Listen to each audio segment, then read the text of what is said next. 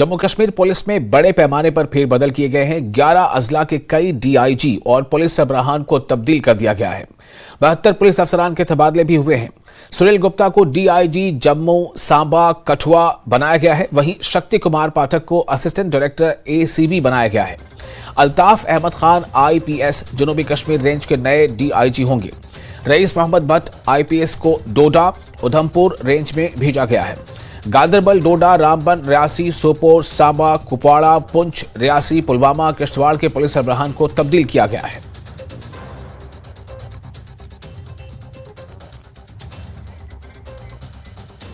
और राजन वध हमारे साथ मौजूद है इस वक्त ज्यादा जानकारी के साथ। राजन, इतने बड़े पैमाने पर जो पुलिस अफसरान के तबादले हुए हैं, एक तो ये बताएं कि ये कितना बड़ा है ये पैमाना, यानी कितने बड़े लेवल पे ये हुआ है, और दूसरा ये कि इसकी जरूरत इस वक्त क्यों पेश आई है?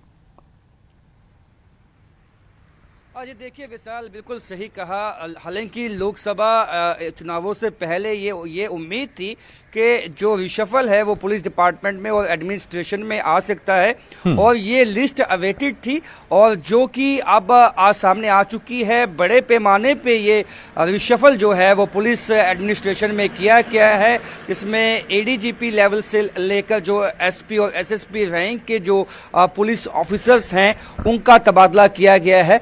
और इसमें जिस तरह से आपने बताया, इसमें विनय कुमार जो एसएसपी पुंछ थे, अब उनको जो है एसएसपी सांबा बनाया गया है, और क्योंकि जो पुंछ का इलाका है वहाँ एलओसी नज़दीक है, और जो सांबा का इलाका है वहाँ इंटरनेशनल बॉर्डर नज़दीक है। तो एक तरह से एक जो उनको ये एक्सपीरियंस है, ये पता है कि किस तरह की चुनौतियाँ जो हैं वो रहती हैं इन इलाकों में। उसके साथ साथ जो बड़े पैमाने पर जो डीआईजी शक्ति पाठक को जो है अब असिस्टेंट डायरेक्टर जो है एंटी करप्शन ब्यूरो बनाया गया है, और वो एडिशनल चार्ज भी संभालेंगे डायरेक्टर एंटी करप्शन ब्यूरो का।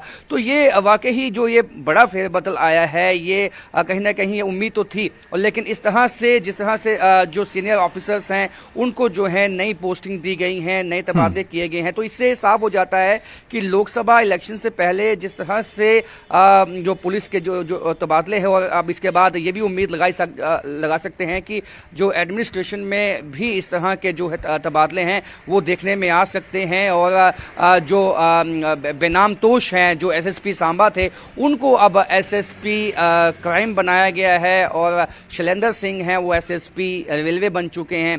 तो हर एक जो है सेक्टर में जो है जो पुलिस के डिपार्टमेंट, चाहे वो क्राइम हो, चाहे वो रेलवेज हो, चाहे वो लॉ एंड ऑर्डर हो, उन सब में जो है बदलाव किए गए हैं। और ये बहुत ही बड़ी बात है, क्योंकि अब लोकसभा इलेक्शन आने वाले हैं, और एक चार्टर और जो प्लान है जो एडमिनिस्ट्रेशन का, जो पुलिस का, जो सिक्योरिटी फोर्सेस का, वो बनेगा कि किस तरह से जो दूर दराज के इलाके हैं और जो जम्मू कश्मीर के मुख्तलिफ इलाके हैं वहाँ पे ज़्यादा से ज़्यादा लोग बेखौफ होकर जो है अपनी वोटिंग डाल सके, और कोई ये भी इल्ज़ाम ना लगा सके कि कोई पर्टिकुलर कोई ऑफिसर था वो एक पर्टिकुलर पार्टी को या प्रमोट कर रहा था। इसलिए ये तबादले जो हैं वो इलेक्शन से पहले किए जाते हैं, और उसी तरह के जो ये तबादले हैं ये देखने में आए हैं। और इससे ये अब साफ संकेत हो सकते हैं कि अब जो एक्टिविटीज़ हैं वो ज़्यादा गियर्ड अप हो जाएंगी इलेक्शन के लिए, और उसके बाद भी कहीं इलेक्शन होने की उम्मीद है, क्योंकि लोकसभा